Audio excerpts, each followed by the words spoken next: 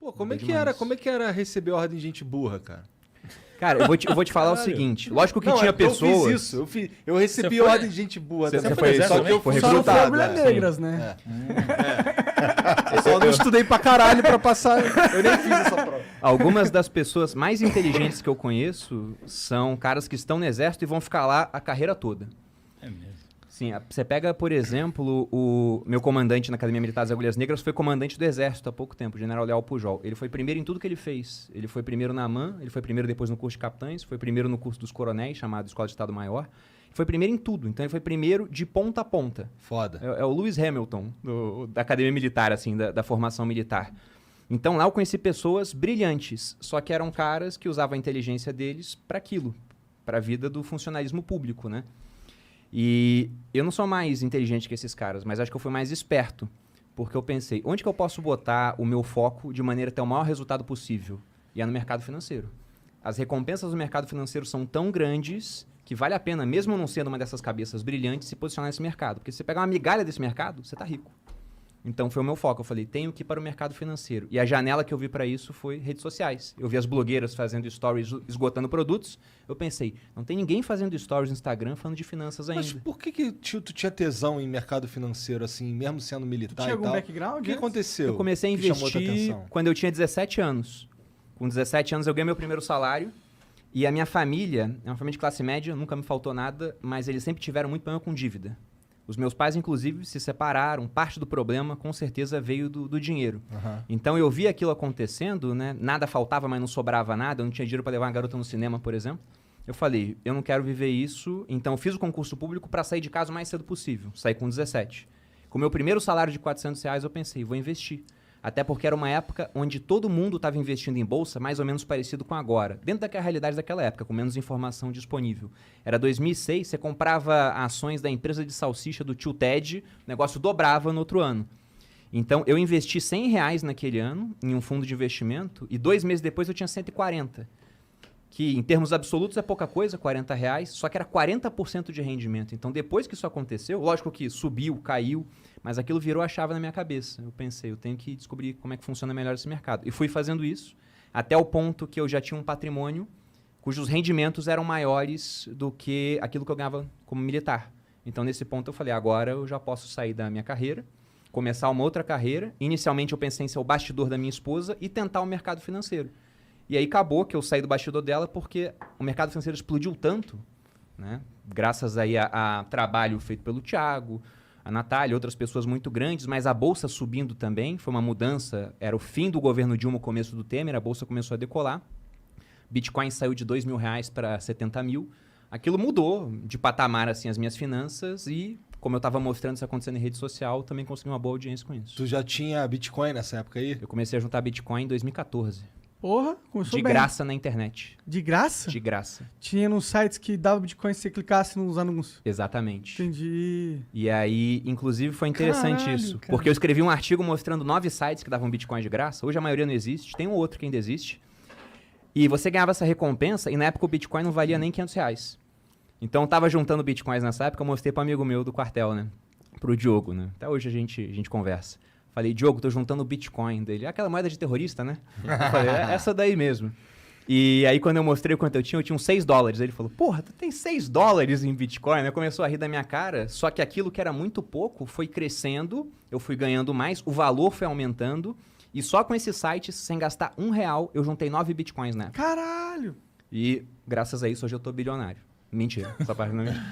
Mas eu não fui vendendo no topo, né? Eu fui vendendo aos poucos. Então vendi a 7 mil, a 15 mil, a 20 mil, a 58 mil, lá em 2017. Aí bateu 70, caiu, depois eu fui comprando de volta. Mas até hoje eu tenho essa convicção no Bitcoin. Um dos maiores prejuízos que eu tomei na minha vida, eu acho, mas sem sombra de dúvida, assim.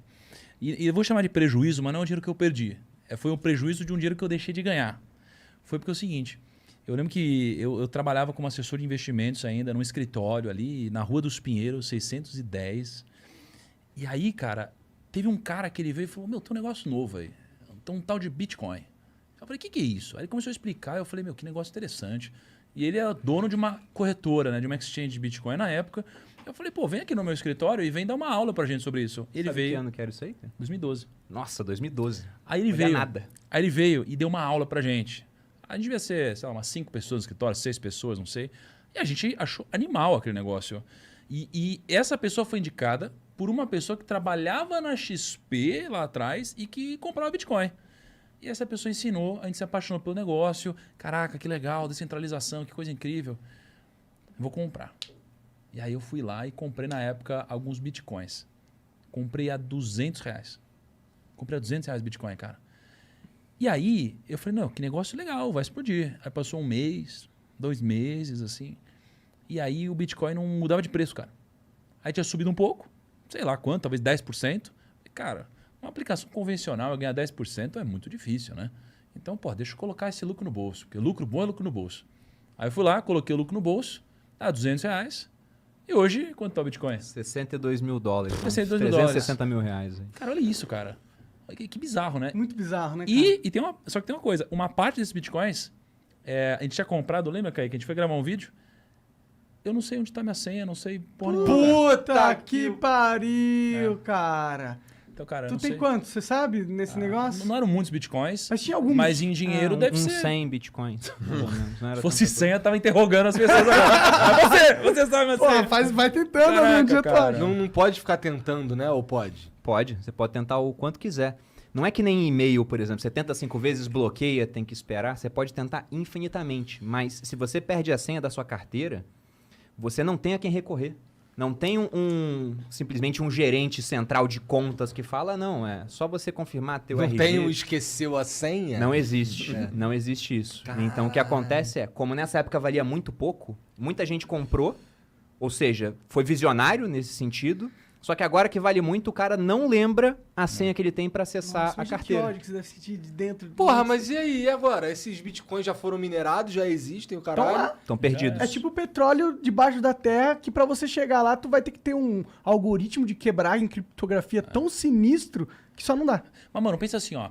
Você não teve algum dinheiro que você perdeu no bolso, mano? Que caiu do Sim. bolso, que Mas não perdeu... milhões, né? Cara, não, então, beleza, mas você perdeu R$1. Você perdeu R$5. Às vezes você acha um dinheiro no chão, você fala, nossa, olha aqui e tal. Cara, pensa que todo dia, mano, tem dinheiro sendo perdido. E todo dia, pô, quantas vezes você não clica em esqueci minha senha em alguma coisa? Direto, não é? Então qual é a chance de o tempo ir passando e as pessoas não irem esquecendo a sua senha, e perdendo a sua senha, e morrendo, e acontecendo coisas bizarras com a pessoa, ela tem uma doença de repente, sabe, não lembra mais de nada. Cara, ou seja, a tendência é que com o passar do tempo, cara, cada dia que passa mais Bitcoin vai sendo perdido, então o negócio vai ficando mais escasso. Verdade. Cada entendeu? vez mais. Porque tipo o dinheiro sendo serão- perdido na rua, cara. Serão no máximo 21 milhões, só que desses 21 milhões estima-se que já deve ter uns 3 milhões perdidos. Agora deve diminuir o número de perdas pelo seguinte, uma coisa é você perder a senha de R$200 que você tem em Bitcoin. Outra coisa é você perder a senha de um negócio que hoje está valendo centenas de milhares de reais e pode vir a valer muito mais. Então hoje as pessoas têm muito mais cuidado com isso. Só que fatalmente isso vai acontecer. Embora todos nós aqui sejamos mortais, né? Um dia a gente vai morrer, quantos de nós se preparam Ei, para a fale por morte? si mesmo, rapaz. O Joel não vai morrer, né? Fala você. Na verdade, tem um ponto interessante sobre isso. A gente contratou uns estatísticos para analisar quanto tempo o Joel vai viver. Os caras falaram que até agora o Joel pode ser imortal, porque em 11 mil dias ele não morreu um dia sequer. Cara. Nunca aconteceu, entendeu? Nunca boa aconteceu. estatística, é. Pois é.